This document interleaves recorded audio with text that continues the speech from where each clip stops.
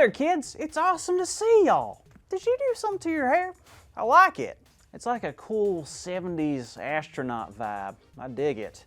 Anywho, I'm here at home today getting ready for something very, very exciting. I have the whole day in front of me. I can do whatever I want. Just imagine it. I can go skydiving.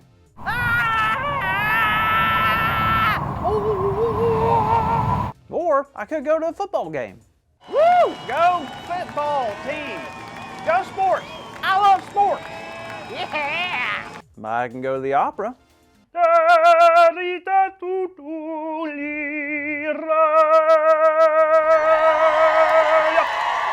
could go to the ocean. The world is my oyster. Or if you're allergic to shellfish, then the world could be your hush puppy. I'm telling you, today is the perfect day. Nothing, and I mean nothing could go wrong. Oh, goodness, I thought I'd turn this off. Ah! No, this can't be. This can't happen. I can't believe it. Yo, my day is ruined. I just got word that it's Hoogenduber season. Y'all don't know what a Hoogenduber is? Okay, well, you're lucky. A Hoogenduber is an exotic bird here in Florida. They're super colorful and really pretty to look at, but don't let that fool you. They'll fly in your hair and mess it all up. So bad to the point that you just have to shake it all off.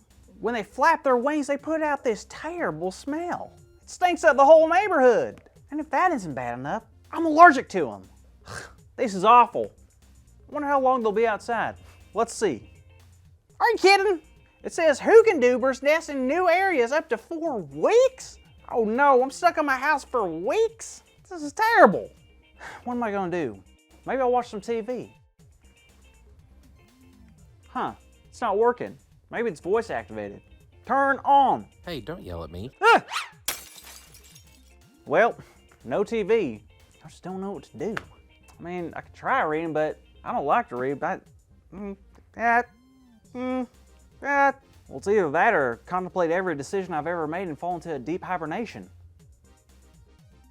Reading it is. Now, what to read, what to read. All right, well, let's just pick a chapter of the Bible. But first, I'm going to ask God to really help me dive into this Bible. Okay, here we go. Holy moly, where am I? What is this? What happened? Hi, Carl. Ah! Who are you? What do you want? What do you want, mysterious woman? Please don't hurt me. Easy, Carl. Relax. I'm Grace. I only know one grace, and that's the grace that Jesus offers. That's it. Why are you here? How do you know my name? Where am I? Well, to answer your first question, I'm here because you're here.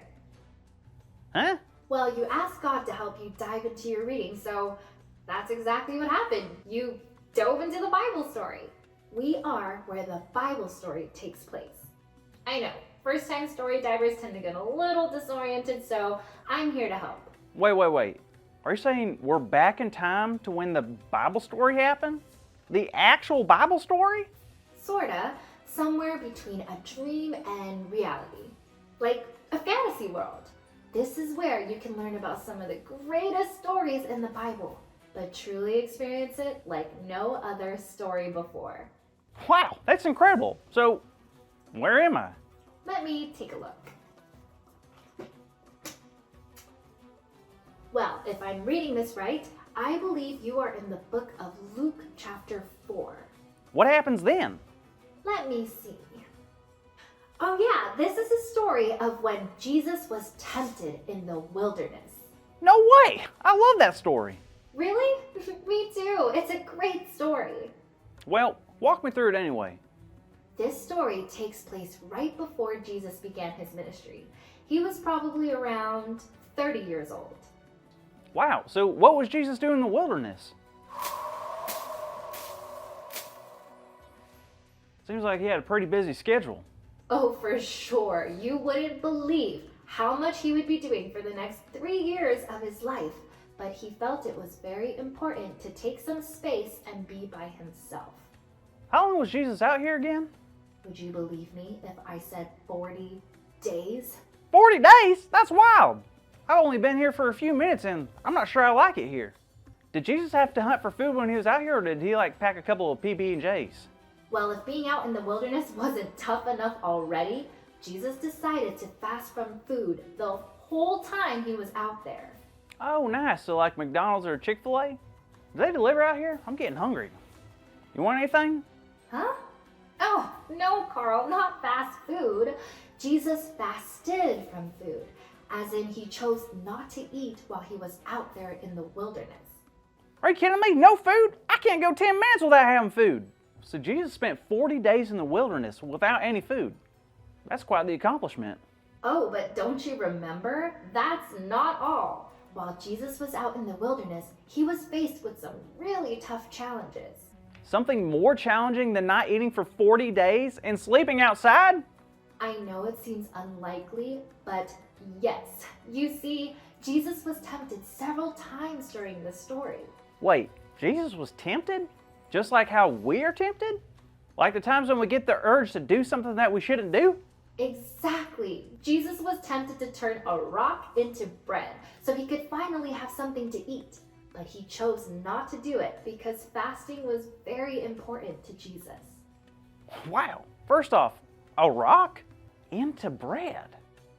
If I was tempted like that, I don't know if I could have been strong enough to say no. Don't eat the rock, Carl. Jesus said to the devil in Luke 4:4 that people should not live on bread alone. Oh, yeah, that's a lot of carbs. No, Jesus meant that obeying God was the most important thing. So Jesus stayed focused on God instead of giving in to what the devil told him to do. But right after that, it says Jesus was tempted again. How? He was brought up so he could see all the kingdoms in the world and was told that all of it would be given to him and he would be in charge of all the people in those kingdoms. All he had to do was just say the word. Well, what did he do? He said this, "It is written, worship the Lord your God and serve him only." Man, being out here, I can only imagine how tough it was for Jesus. I mean, for him to turn down the glory that was being offered so he could stop suffering and just have it easy. Was that it? Not yet. The devil tempted him one last time by telling Jesus to jump off the highest point of the temple. What? Why? The devil was testing him because if Jesus was really the Son of God, of course God wouldn't let Jesus get hurt. God would probably send angels to rescue him. Oh, so then Jesus should have done it to prove that he was God's son. No, Jesus didn't fall for the devil's tricks. Jesus knew the devil was twisting God's words and trying to make Jesus doubt God's power and love. So Jesus said, "Do not put the Lord your God to the test." Wait, I'm noticing a pattern. Wasn't everything that Jesus said directly from the Old Testament? Yep. You see, God gave us the scriptures for many reasons, but one of them is to do exactly what Jesus used it for. Well, what was that? To fight temptation.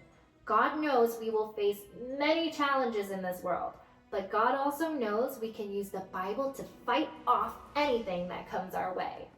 Even hunger, anger, bad thoughts, and sadness? Yes, all of those. All we have to do is read God's story.